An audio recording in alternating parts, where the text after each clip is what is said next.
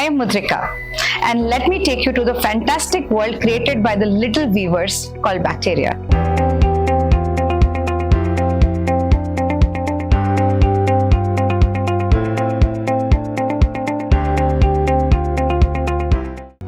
One might think that bacteria?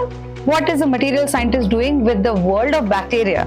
To me, this bacteria is my companion, which makes bacterial nanocellulose. So the bacteria, just like we all have needs to protect ourselves, in order to protect itself, it creates the biofilms or bacterial nanocellulose like this. And as we can see, there is a lot of water dripping out of it. It's a very nice, strong hydrogel.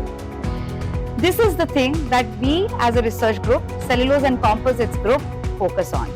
We are able to have developed expertise in making several forms of bacterial nanocellulose.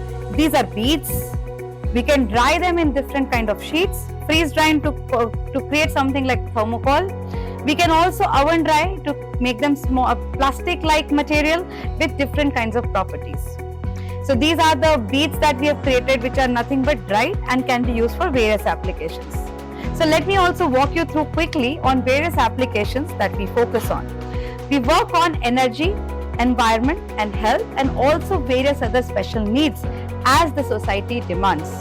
The first one I want to talk about is antimicrobial susceptibility testing devices. Because bacterial nanocellulose has very nice porous structure, it allows to create point of care devices for rapid testing. We also work on drug delivery mechanisms as well as drug delivery kinetics. We are able to engineer material to have a quick release as well as sustained release. For a chronic pain, you would need a sustained release, while for an acute pain, something like an immediate release. We also work on environment side of things. So we work on packaging materials which are more sustainable. Food packaging, you can see cheese covered in a material developed in-house.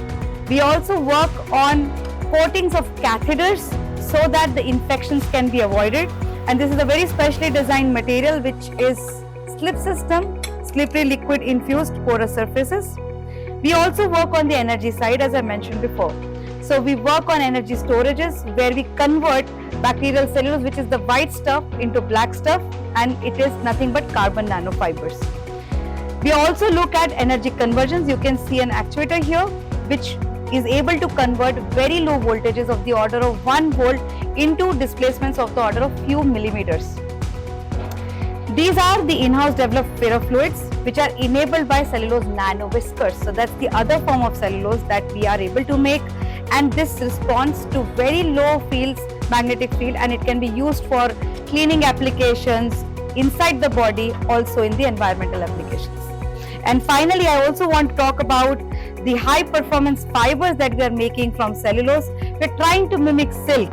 We are trying to see if we can make something as close to possible as Kevlar for bulletproof jackets and so on. So this is the world that we are creating with bacterial nanocellulose, and stay tuned to know more about it.